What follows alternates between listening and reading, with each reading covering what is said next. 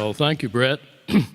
And having worked with the hydrocarbon industries for now 46 years, and as a recent 7-year member of the National Petroleum Council, I think Houston does face exciting risks and opportunities in today's energy revolution. So I'm honored to help you explore its dimensions.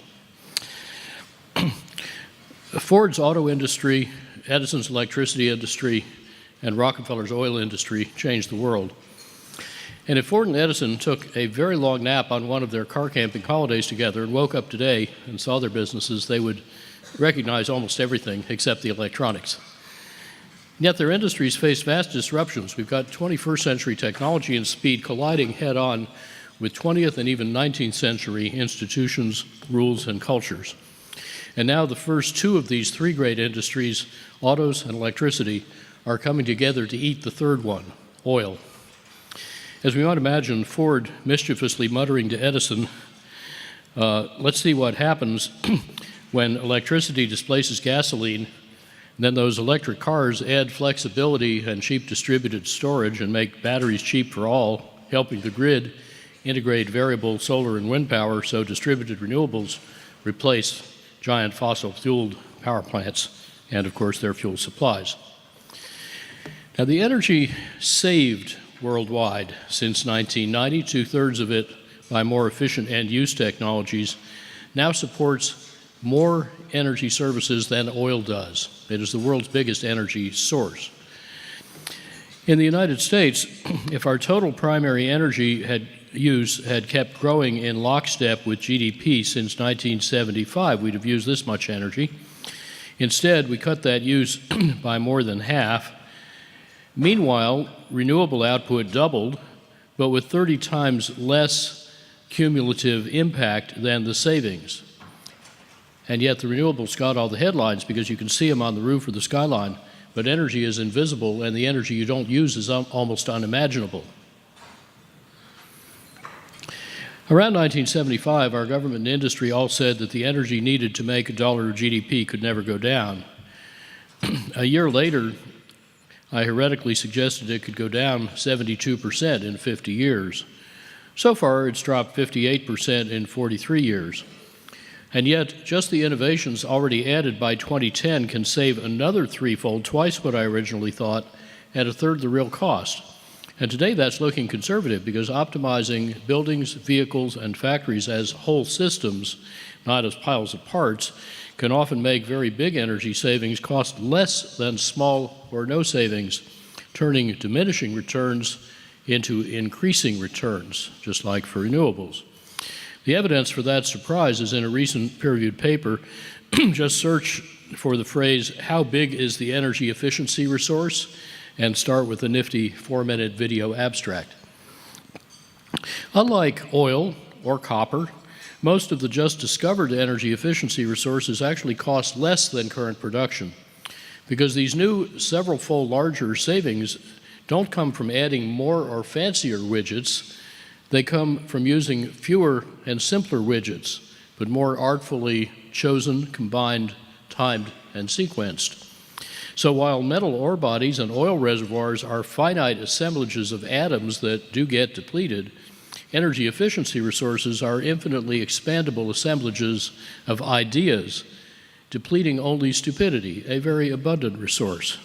Let me give you a few examples. My wife Judy and I live in this building 7,100 feet up in the Rockies near Aspen, where temperatures used to dip below minus 40, down to minus 47 F. But our house does no combustion. That's so 20th century. Super insulation, ventilation heat recovery, big super windows that insulate like 16 or even 22 sheets of glass, but look like 2, cost less than 3, together make the building 99% passive solar heated, 1% active solar, and super efficiency added less construction costs than eliminating the heating system subtracted. Saving 99% of the space and water heating energy, 90% of the household electricity, and half the water, all paid back in 10 months with 1983 technology. Today's is better and cheaper. The central atrium, seen here in a February snowstorm, has so far produced 75 passive solar banana crops. Without needing to look like this, our house helped inspire several 100,000 European passive buildings that likewise have no heating and roughly normal construction cost. In Germany, reportedly 2/3 of them are retrofits.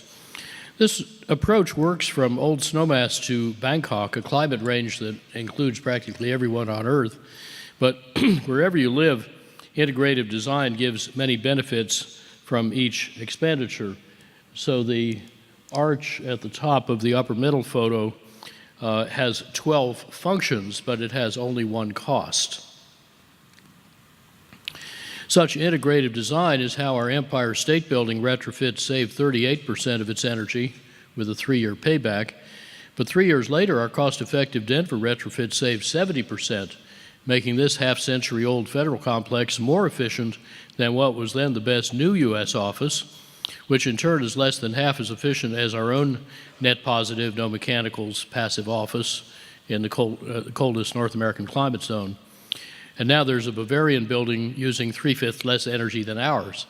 And yet all these technologies existed more than a decade ago. What's mainly improved is not so much technology as design, the way we choose and combine technologies.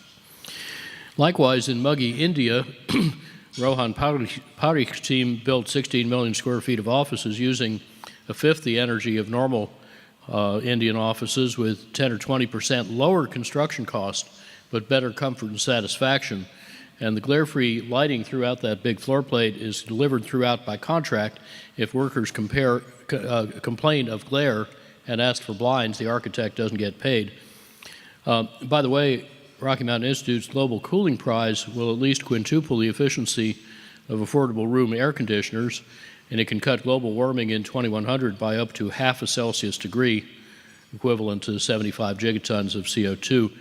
The contest is co-sponsored by the Government of India and Mission Innovation, and it has an intent to apply deadline in 24 days, 30 June.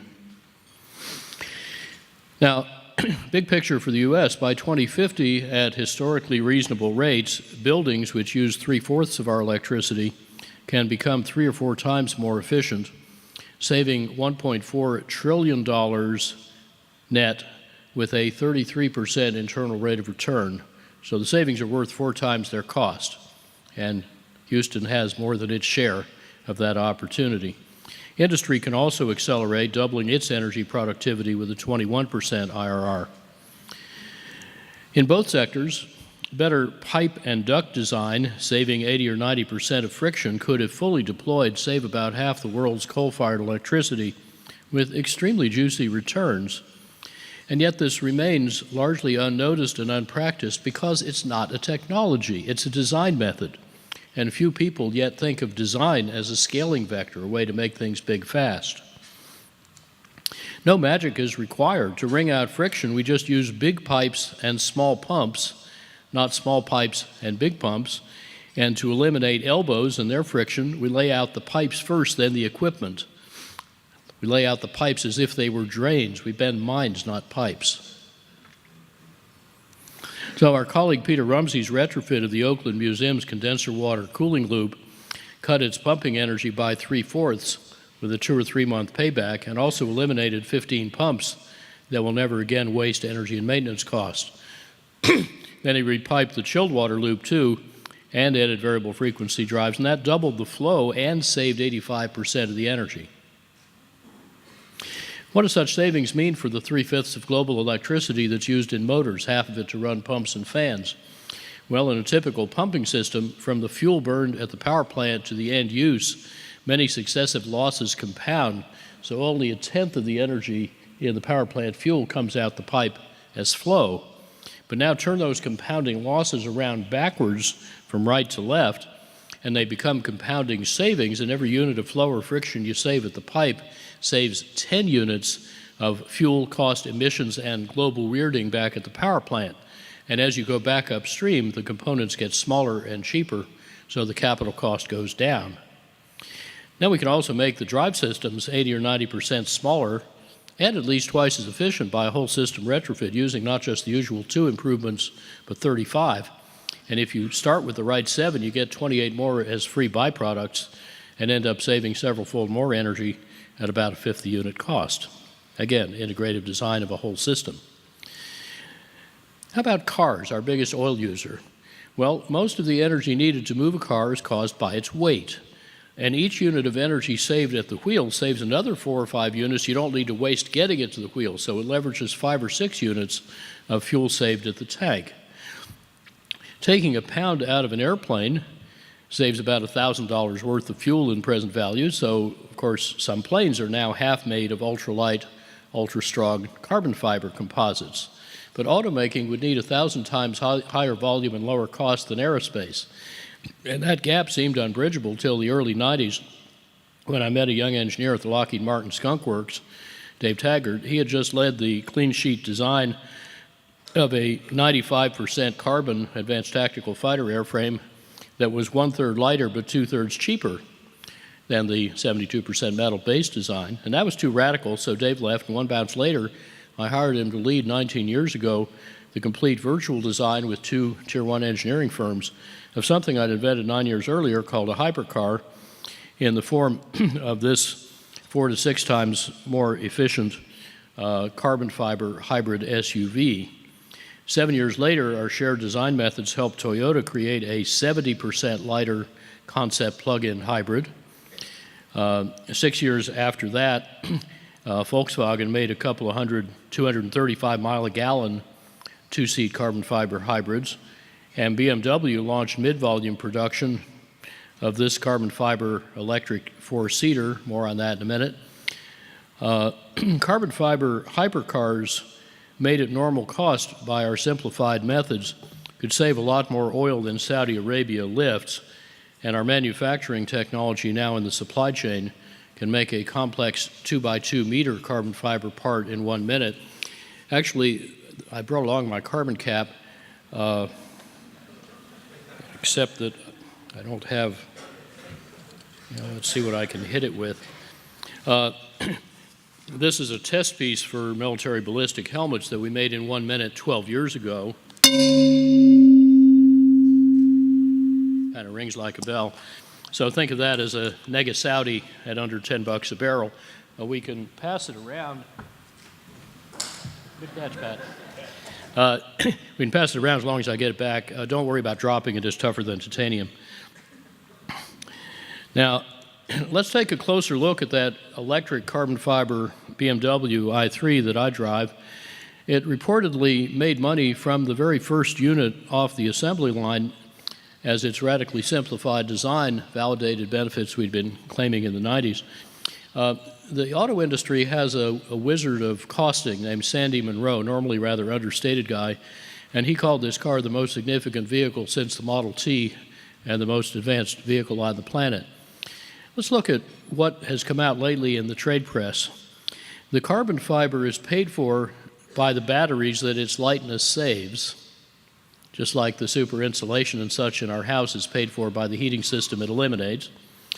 By the way, fewer batteries mean faster recharging. Its lightness offsets the battery's weight as well as their cost. Its integrative design snowballs weight savings a lot more than Detroit normally assumes. The manufacturing is radically frugal. It confirms the elimination of the conventional body shop and paint shop, the 2 hardest and costliest steps in making a car. It's much better for workers.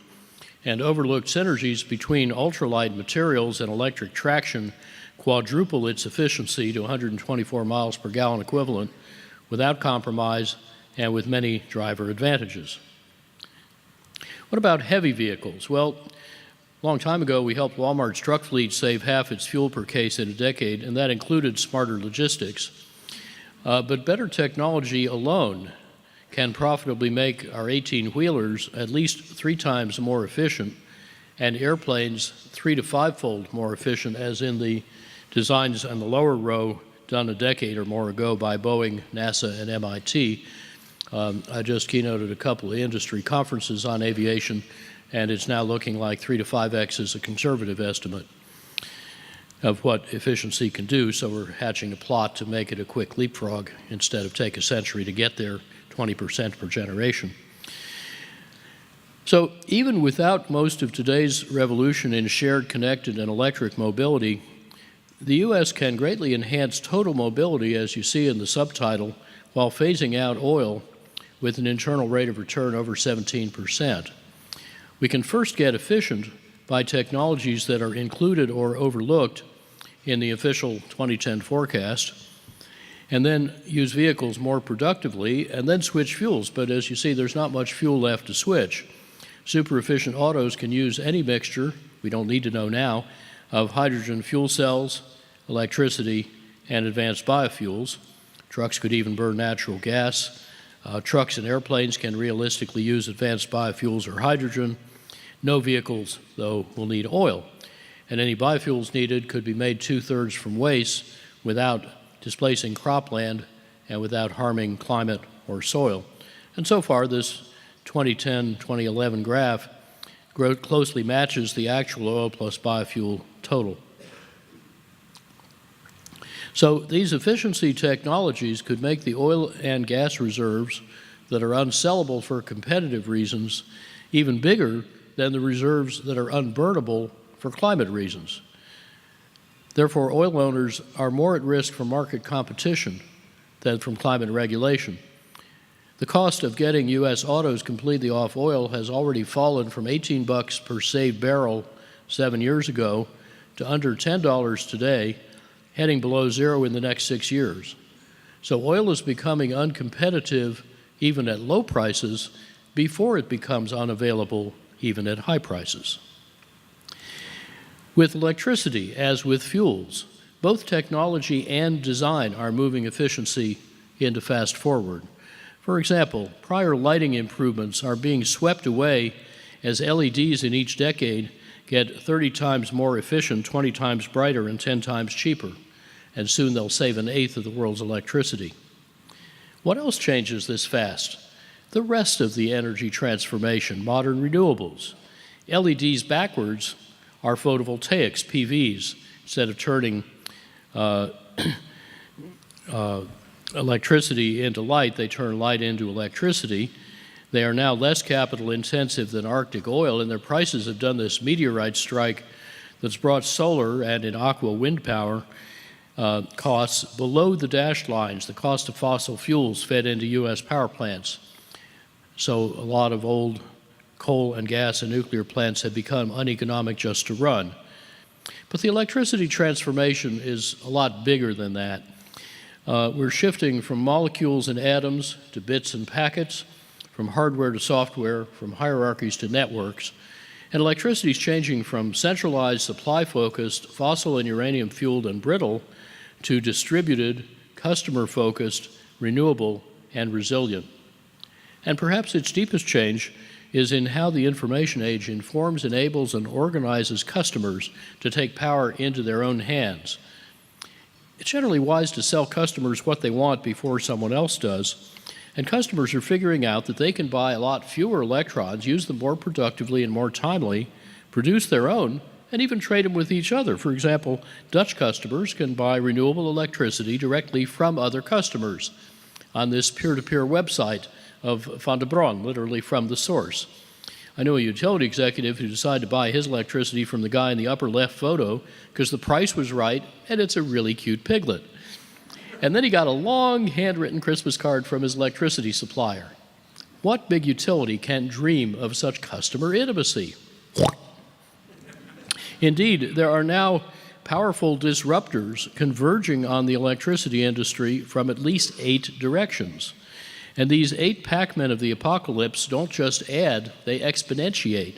They're not lone wolves, they hunt in packs, they multiply quickly, and they can gobble up half of utility revenues in the 2020s.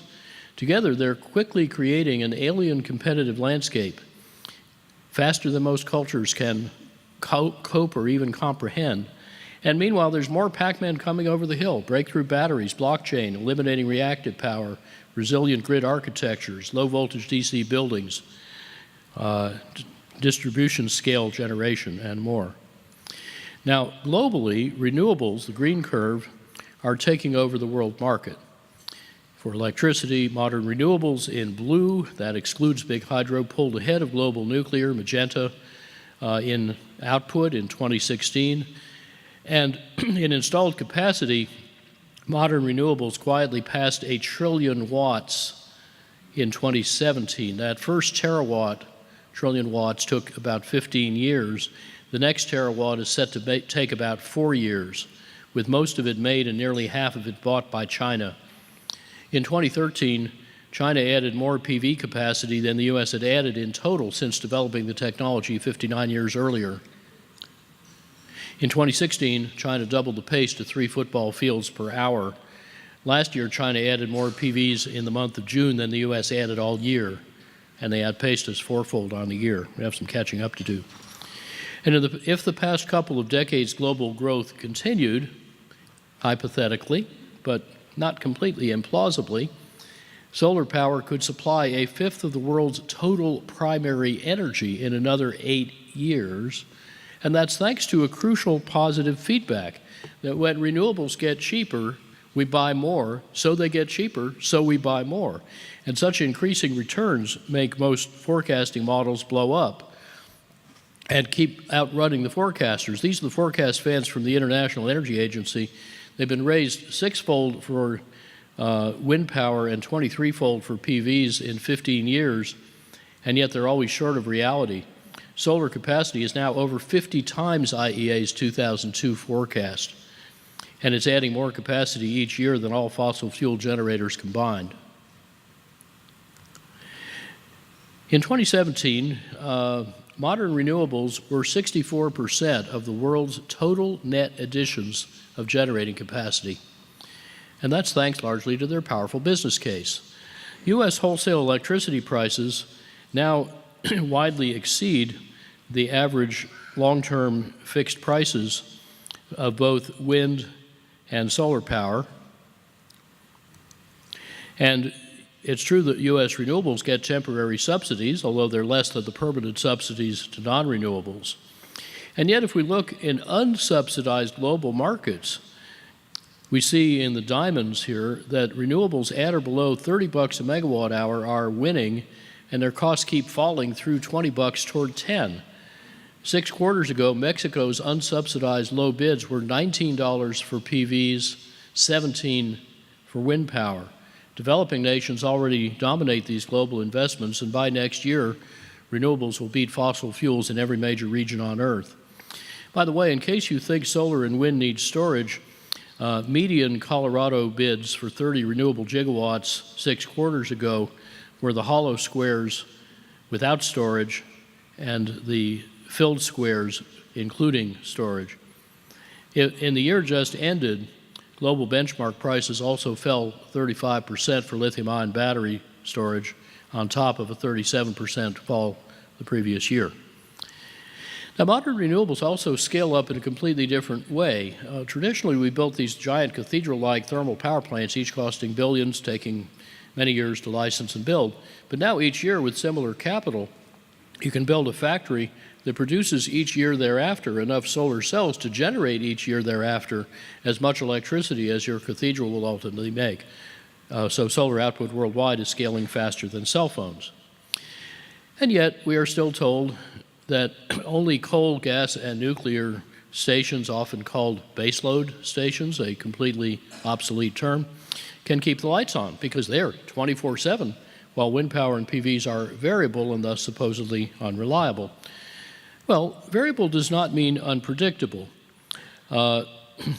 Here is how accurately the French grid operator in a stormy winter month forecast a day ahead the actual output of the country's wind farms. It'd be nice if they could forecast demand that accurately. And indeed, we built the grid precisely because no generator is 24/7. They all break. And when a giant plant fails, you lose a gigawatt in milliseconds, often abruptly, often for weeks or months. So grids were built to manage this intermittence by backing up failed plants with working plants. And in exactly the same way, but often at lower cost, grids can manage the forecastable variations of solar and wind power by backing up those variable renewables with a portfolio of other renewables, all forecasted, integrated, and diversified by type and location. So Here in Texas, whose grid has no big hydro dams and is not connected to the rest of the country, a 2050 summer weeks expected load can get a lot smaller and less peaky with efficient use. Then we can make 86% of its annual electricity with wind and PVs, indeed they are quite variable, and 14% with dispatchable renewables. So now you're 100% renewable, except it doesn't very well match the dashed line, the load. So to make it match, we can put the surplus electricity into two kinds of distributed storage that are worth buying anyway, namely ice storage, air conditioning, and smart charging of electric autos, then recover that distributed storage when needed and fill the last gaps with unobtrusively flexible demand. So now you've got 100% renewable electricity every hour of the year with no bulk storage and with only about 5% left over. So the economics should be excellent even at today's prices, let alone lower future prices. And there are some grid operators doing such choreography today. Germany, Italy, Britain are now about a third renewably powered. But there are 4 other European countries with modest or no hydropower meeting about half to 2/3 of their electricity needs from renewables and adding no bulk storage and with superior reliability. For Denmark and France, it's about 10 times as good as ours. In fact, the ultra-reliable former East German utility is 42% wind and solar powered and says its CEO could do 60 or 70% without adding bulk storage. So as my colleague Clay Stranger says, the operators have learned to run these grids the way a conductor leads the Houston Symphony. No instrument plays all the time, but the ensemble continuously makes beautiful music. So we have not just one way, bulk storage in magenta, but about 10 ways to make the grid flexible, reliable, and renewable. And I've sketched them here in order of increasing cost. We're now fleshing out the actual data. Your actual costs will vary. The point is that bulk storage comes last, not first, so we don't need to wait for a storage miracle, although some are emerging, and the market indeed is not waiting. Old and new combined cycle gas-fired plants no longer have a business case, even with fracked gas. Their market is collapsing because all their outputs, energy, capacity, ramping and flexibility, ancillary services, can now be provided faster, better, and cheaper by carbon-free demand-side renewable and storage portfolios. We call those clean portfolios.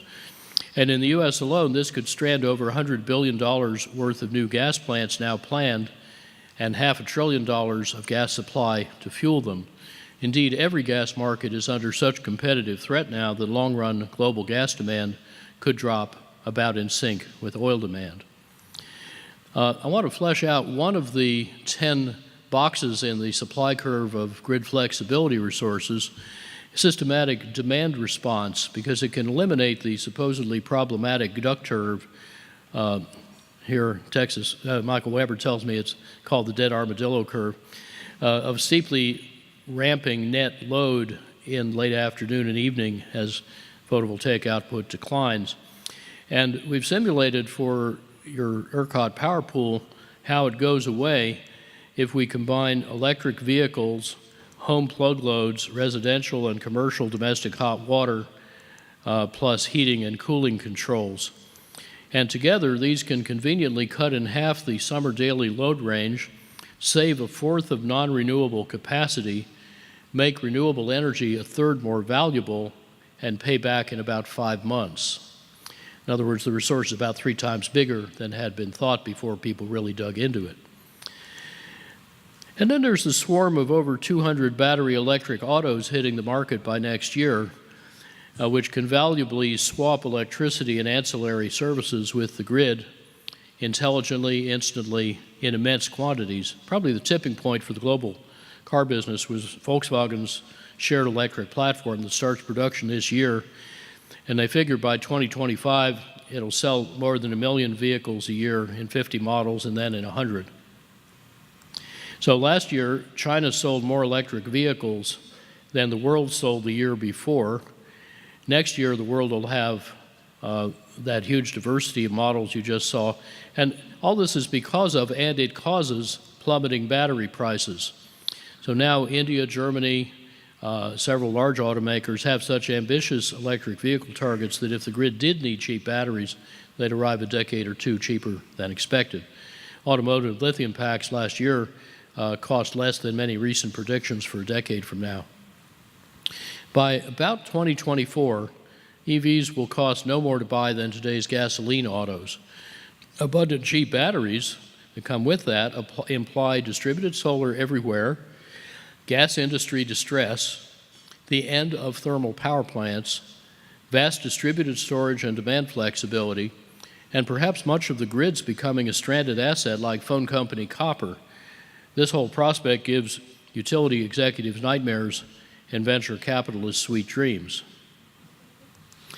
Last year's global sale of about 2 million plug-in vehicles only hints at what Bloomberg New Energy Finance sees coming from observed price and technology trends, electrifying a third of the fleet by 2040.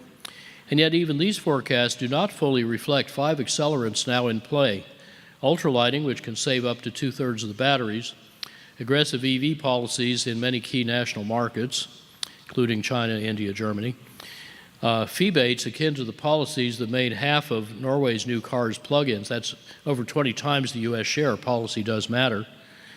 Shareable, autonomous, and mobility as a service business models whose high asset utilization strongly favors electric traction, and the ability to monetize EVs' value as a grid resource that can repay up to half their sticker price.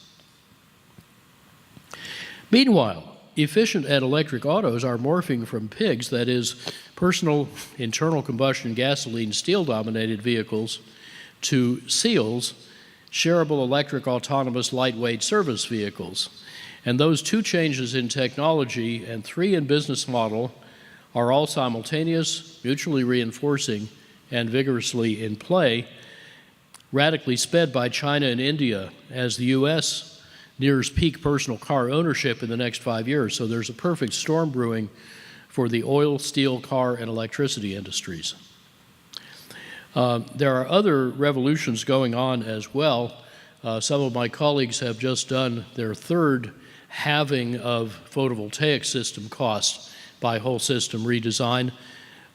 And now early such projects are on the market in Australia and being ordered by a group of Texas co-ops. And I wanted to call to your attention that there will be a Texas event focused on distributed clean electricity in this state, held 16 to 18 September at Lakeway Resort outside Austin. Applications are due by the end of June.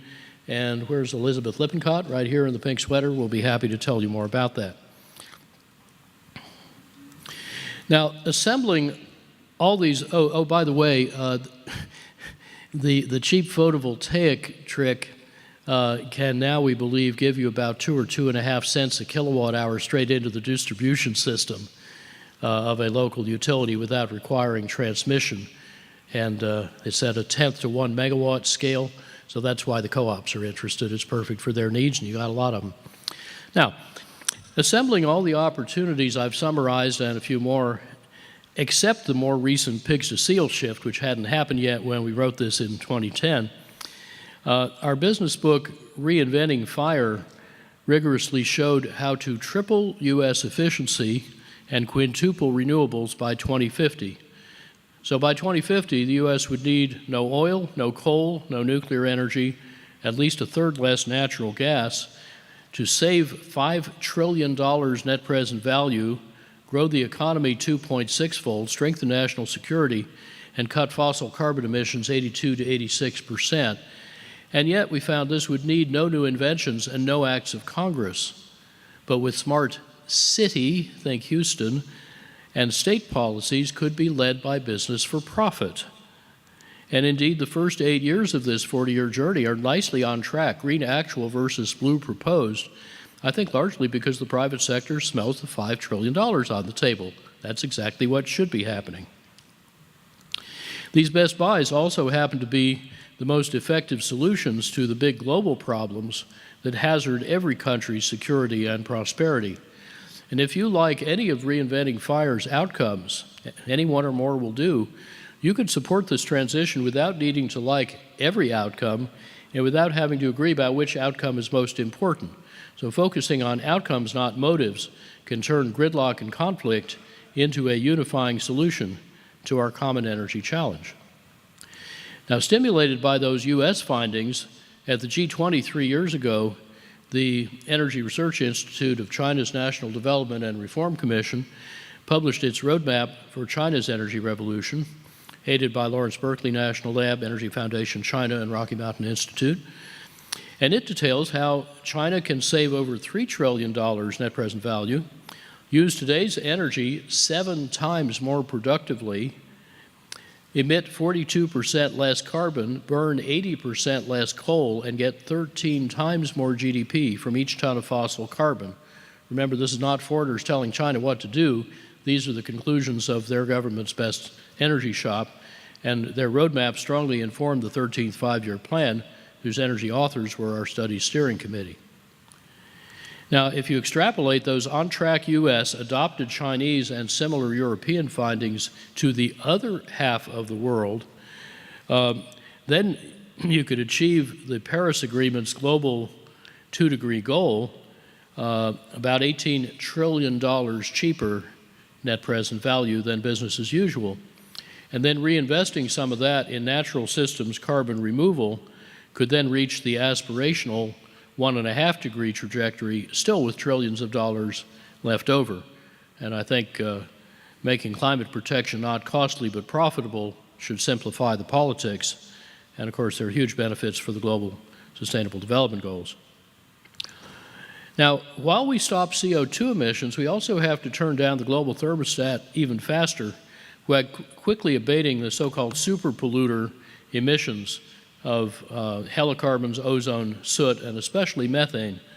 Neglecting these as minor trace gases or arguing about 20 versus 100-year equivalencies to CO2 creates confusion, and I think it obscures a vast opportunity.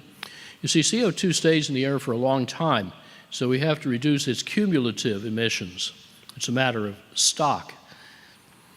Methane's effect is potent but brief. 3/4 of it of the first 17 years, so we have to reduce its rate of emissions. That's about flow, not stock.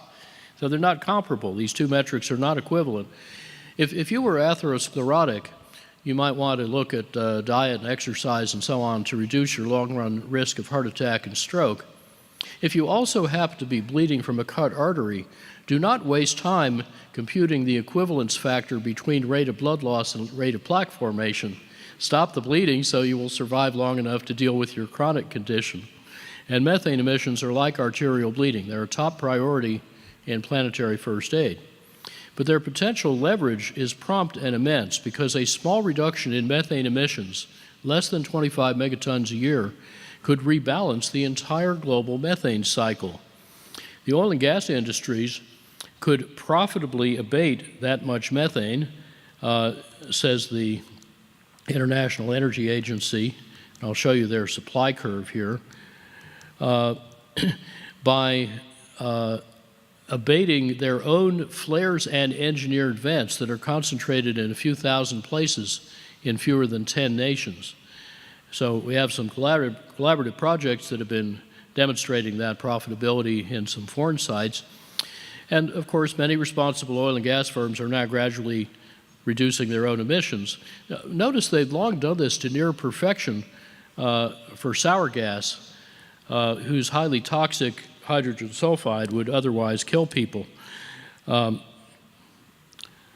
But they're still in compliance mode, not quite grasping how sweet gas emissions by anybody are toxic to the business. So one or more big oil or service companies could roll up this profitable opportunity to abate everyone's deliberate emissions from flares and engineered vents, mobilize API to raise the bar industry-wide, outperform mere compliance, and not just stabilize, but reduce global warming. In fact, IEA's 2017 Global Energy Outlook says that just the oil and gas industry's profitable opportunity to do that would be equivalent, although I don't like the equivalence, to avoiding 160 gigatons of CO2 emissions to 2100. That is climatically equivalent in this century to instantly carbonizing all developing country existing homes, or all existing Chinese coal-fired power plants, or half of all future automobiles. So it's a big deal. It's as if we had just found a small but extremely useful hidden handbrake to slow down the runaway carbon train. Let's pull that brake hard right now. It won't stop the train, but it can slow it down very usefully. And the firms that do that first for their own and others' emissions will be heroes to their shareholders and to all of us.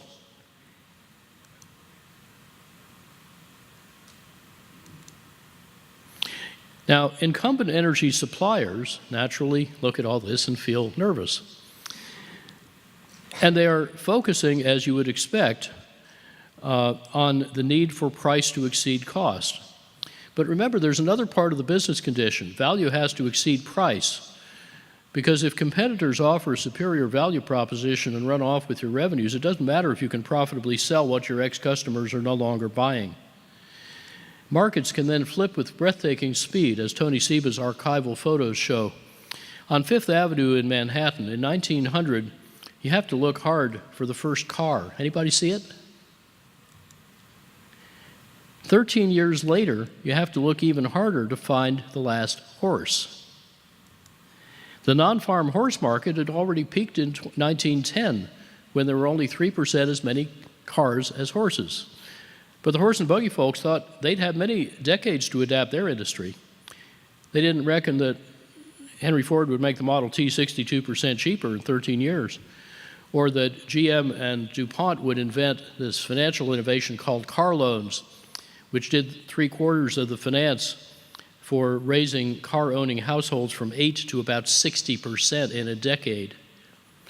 Well, today our solar modules just got 80% cheaper in 5 years.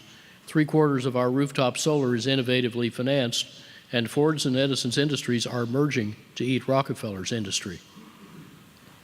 So the pace of transformation, as these photos show, is set not by incumbents, but by insurgents, who are not inhibited by incumbents' business models or legacy assets or cultures. Actually, it's worse than that, because investors flee before customers do. Capital markets keenly sniff out disruption. That's part of their job and their competitive advantage between firms. And once they think you're in or even headed for the toaster, they don't wait for the toast to get done before they decapitalize you and invest in your successors.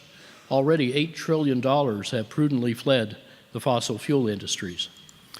Now, Carbon Tracker has an investment analyst from City of London, Kingsmill Bond, who explains the brutal logic behind this.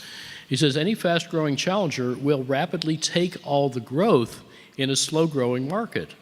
And as a rule of thumb, as in these examples, incumbent sales will peak when the challenger gets to about 3% market share. Why is that?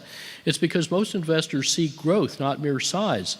So they try to sell their stock in the incumbents just before the sales peak, because after that, stagnation strands assets and competition drops prices. Therefore, he concludes, renewables are fast-growing disruptive technologies that have reached critical mass and are transforming the global energy system. Investors in incumbent energy companies are at risk. And I would say that efficiency offers a similar conclusion. Of course, IT investors have done this before. They still have scar tissue from the failure of big old strong companies that did not survive that wrenching transition, but they got rewarded by those that did. And I think a lot of investors now sense that the energy industries are starting to be transformed beyond recognition, so they're getting skittish. Why does Shell trade at 8 times EBITDA, Google at 20? The auto industry at 9, Tesla early this year at 37. These changes are happening well within current planning horizons, faster than many firms' cultures can grasp. And that creates a formidable leadership challenge. As Jack Welch said, if the rate of change on the outside is greater than the rate of change on the inside, the end is near. One last thought. This energy transformation I've summarized is not just fundamental, it's elemental. The first industrial revolution was the age of carbon, creating our prosperity and the world's mightiest industries from coal and oil and gas. But now, that obsolete age of carbon is giving way to the modern age of silicon. Silicon microchips, telecommunications, and software turn people from isolated to networked, systems from dumb to smart, grids from analog to digital, and potentially from dirigiste to democratized. Silicon power electronics make electricity interconvertible and precisely applicable, replacing fiery molecules with obedient electrons. And silicon solar cells enable the ascent of energy from mining the fires of hell to harvesting the breath and radiance of heaven. So let's discuss how your efforts in Houston can help enable the new energy system, not protect the old, so the global energy transformation can move at the pace and cost of design and software, not of infrastructure, and can be not constrained by the inertia of incumbents, but sped by the ambition of insurgents. Thank you all for your good work and your kind attention.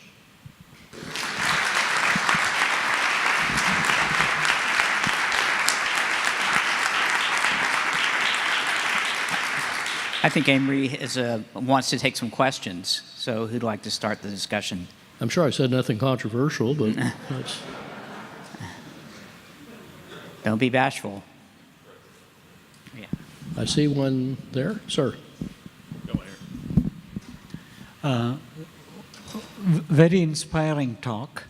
I'm here, I think. Down. Oh, I'm sorry. Okay. Yeah. Yeah. Please. Yeah, I'm Sadas Shankar from Harvard. So I had a question. I mean, this is based on what I read. It seems that China and India are building a lot of coal-fired plants in order to match their growth rates. So you showed an optimistic curve of China's 2050 roadmap, which seemed to indicate more of a renewable energy focus. But there is a transition process going on that they are actually, it's going to get worse before it becomes better as an outsider reading it. Is that how you see it, or you see it differently?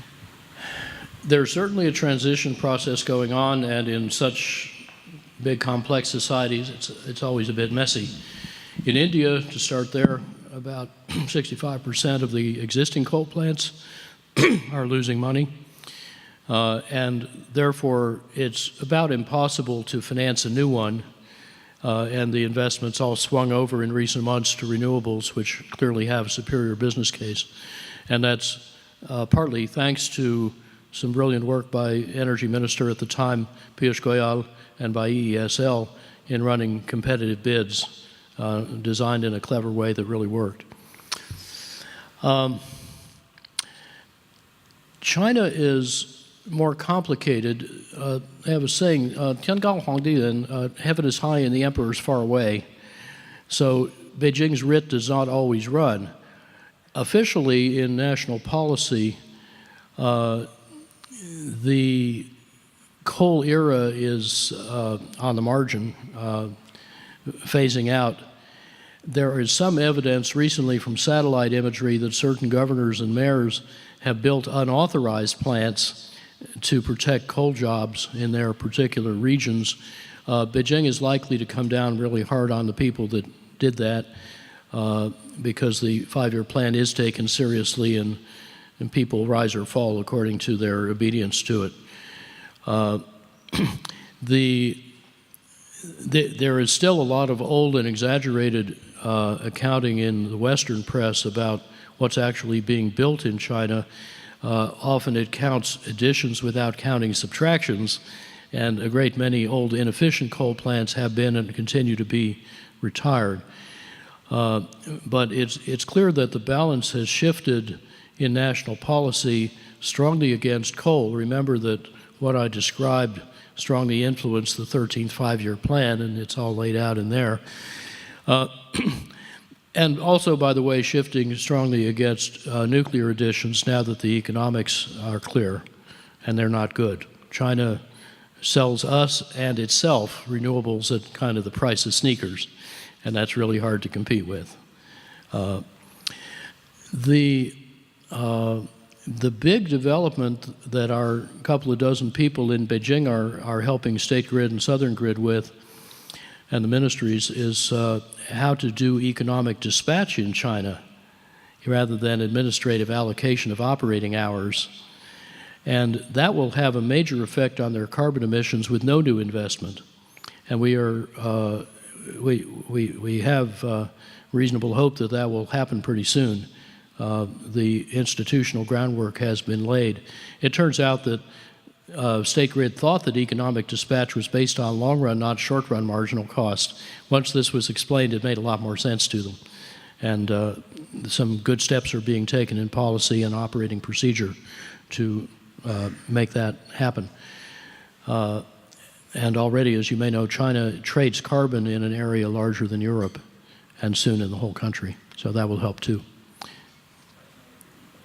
Sir.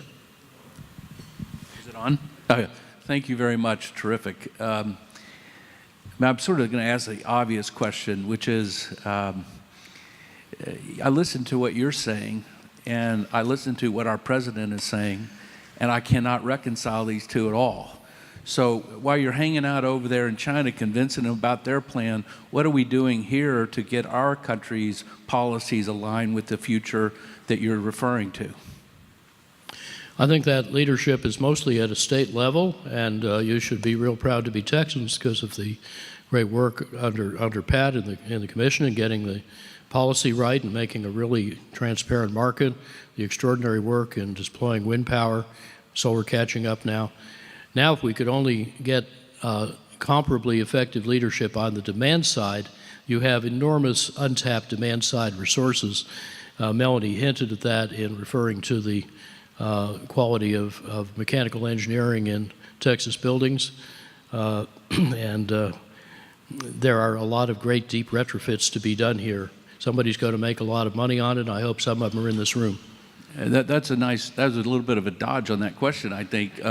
I'm referring to the federal policy. I mean, we have a president who basically is saying that, windmills gave you, cancer, opposed to subsidies for electric cars. Let's go build a lot of coal plants and oil things. I know, but he's the president of the United States. So let me cheer you up a little with a remark by a very wise political scientist named Cutler Cleveland, who, after the previous presidential election, said, just remember, the president is not the federal government. The federal government is not all government, and government is not the only, or I would say even the most important, player in energy and climate policy. And by the way, on his energy-related or climate-related environmental rollbacks, I think he's so far 3 for 38 in the courts. So RMI doesn't do politics, but as an observer, I think the mantle of leadership has passed to the states and the cities, and that's where we've always made most of our energy policy anyway. Despite the good work that Pat and others did at the FERC, that's less important than what all the PUCs do. Sir. Oh, I'm sorry. No, go ahead. Okay.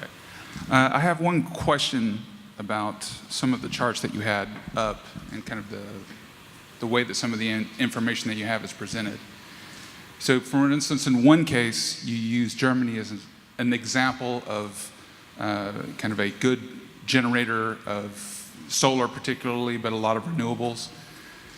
Just with a quick Google search, we also see that their energy costs are incredibly high on the user side, or at least according to this, it's about a factor of 3 of what we're paying here.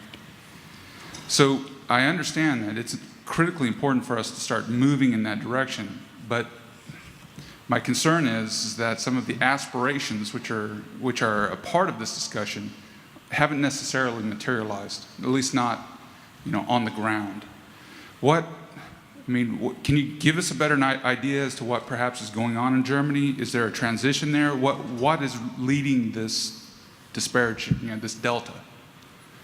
I'm glad you raised that because I heard this morning some remarks about Germany that were incorrect, comprehensively incorrect, and I think you need to be aware that there is a large disinformation campaign aimed at people who read English but not German. And it's been running for 5 or 6 years now and has persuaded even normally very sensible places Wall Street Journal, Economist, New York Times, Financial Times, that what's happening in Germany is the opposite of what their official statistics actually show, which I do follow carefully. I do read German. I'm active there. The short explanation of what you observed is that Germany, like Denmark, has long had a public policy of making household electricity, you're probably looking at that, very expensive by heavily taxing it. So if you look at the underlying wholesale price, you'll see a very different story, which has actually made Germany the only consistent net exporter of wholesale power to France, because the wholesale price is lower in Germany at most times, and that is why you can read in Le Monde the French industrialists griping they can't compete with their German competitors who have such cheap electricity. In fairness, there is also a cross-subsidy from German households to industry worth about €1 billion a year, and that shouldn't be there. So is the factor wasn't small. According to the, again, it sounds like you're saying the statistics I'm reading are wrong. No, I think you're misinterpreting them. If you're looking at the taxed retail price, they're probably correct. If you're looking at the pre-tax price, which reflects underlying cost rather than a policy of taxing electricity, then it's not correct. Is that a factor of 3? Or, well, It's a does that factor. make up the It's a factor difference? of roughly 2. In general, electricity is more expensive in all of Europe than here, except for a few special situations with hydro and so on. I'm happy to go over the numbers with you later, but basically the Energiewende in Germany was highly successful until a few years ago, when the government changed the rules to start favoring the incumbents who are getting excessively discomfited by the success of the insurgents. Germany will miss its climate targets, not because of the power sector, but because of underperformance in saving carbon in the mobility and industry sectors. And there are some very good sources of information based on the actual German data rather than somebody's agenda. And the Heinrich Böll, B-O-E-L-L Foundation is a good source. And I can, if you catch me afterwards, give you some others. There's a terrific set of several hundred blogs that lays out everything meticulously documented to the original data. Thank you for sharing your thoughts. It was quite inspiring. I have a quick question, is that this morning we spent a lot of time talking about the energy transformation that occurs over many, many decades. But if you really go to see from a civilization point of view, is that we started burning wood, then moved to coal, oil, natural gas, and so now we are 1 carbon atom to 4 hydrogen atoms. The next logical transition is to hydrogen. And so you did mention is that we are really fortunate to live in a state like Texas. So we have abundant renewable wind energy, and we have plenty of natural gas available also. And if you think about combining the renewable wind energy and applying that to crack the methane molecule into hydrogen and carbon and monetize both the hydrogen and carbon side of the business, then we are practically creating an energy infrastructure which has got extremely low carbon footprint. Mm-hmm. And Houston can play a very important role in developing that type of a technology, making use of both the God-given natural resources within the state. What's your thought on that? I think there's a lot of truth in that. I would caution you a little about extrapolating from the carbon to hydrogen ratio, because another logical endpoint would be to get rid of the proton as well and just use the electrons. But there are certainly uses like intercontinental flight for which hydrogen would be a superior fuel. But let me put it in a little different way. I think the existing hydrocarbon industries, or I should say hydrocarbon owners, which is often different these days, are sitting on a gold mine they may not quite realize, because I think the hydrogen in their hydrocarbon is generally worth more without the carbon than with the carbon, even if nobody pays them to keep carbon out of the air. And the reason is you can use hydrogen so much more efficiently than hydrocarbon that I suspect you'll often make more money taking hydrogen out in a reformer than putting it in a refinery. And of course, when you talk about monetizing the carbon, yes, you could as a feedstock, but otherwise you'll have to do some kind of sequestration unless something like alum cycle can intervene. So there, you know, when I've been suggesting this worth more without the carbon attribute of hydrogen for several decades, our friends in the oil business typically look rather puzzled, go back and do the sums, get the same answer, and then don't quite know what to do with it. So I'm delighted that some of the firms here today do know what to do with it and are building hydrogen in as an important element of their strategy. And if I did what's still a fairly widely known industry-wide paper in '03 called 20 Hydrogen Myths, MYTHS, which you can find online or at rmi.org. And some of it needs to be updated, but I think it still has a lot of information you might find useful, and I'd love to know how to make it better. Thank you, sir. One last question. Okay.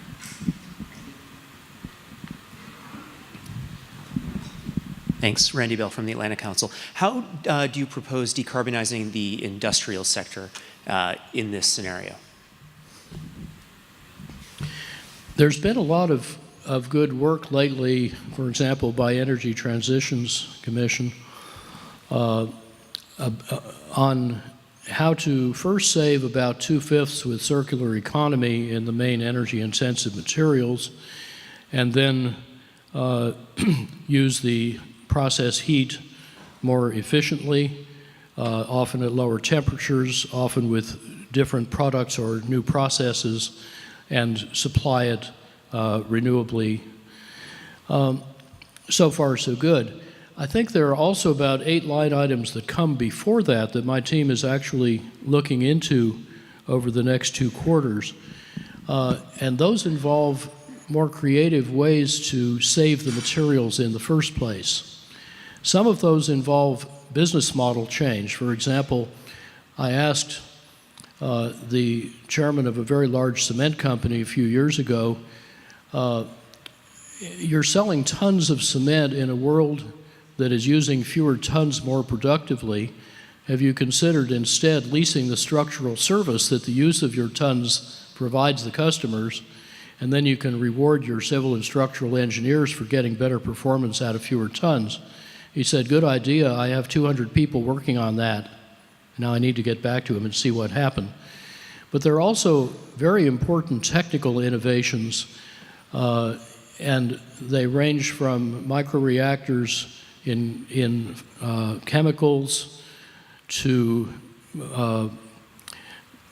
some of the 3D printing and alternative structures in concrete. For example, you can save about half the concrete in a beam with fabric forms that put the concrete where you need it, not where you don't, and you get a lot of mass decompounding. You can save a factor roughly 8 by going from compression to tension structures. Schleich-Bergermann have a wonderful book on this called Leichtweit.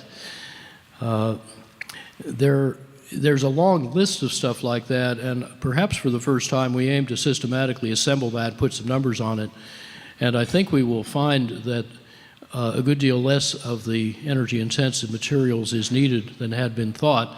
You already saw one example, which is substituting carbon fiber for steel in cars, and that we researched extensively in the 80s and 90s, and now the price is getting right. But notice the car I showed actually made money at 2013 carbon fiber prices. You don't need the price to drop further for that if you design the car right. But so it's a long list, but I think there's a bunch of material saving stuff up front that has not yet been analyzed. Please watch this space toward the end of the year. I think we'll have interesting answers for you. We'll give the chairman of the former chairman of the last question. Hey, Amory. Thank you for coming to our hometown. We love your brain and love your person, love having them both here together. So Question on ERCOT 2050, because I plan to be around that long.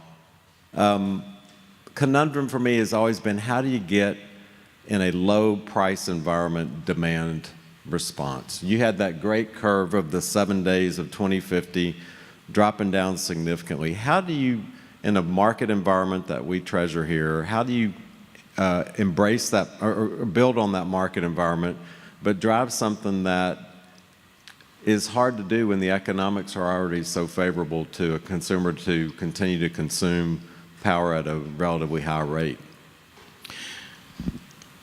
You accurately signal time and location specific marginal cost at the retail level.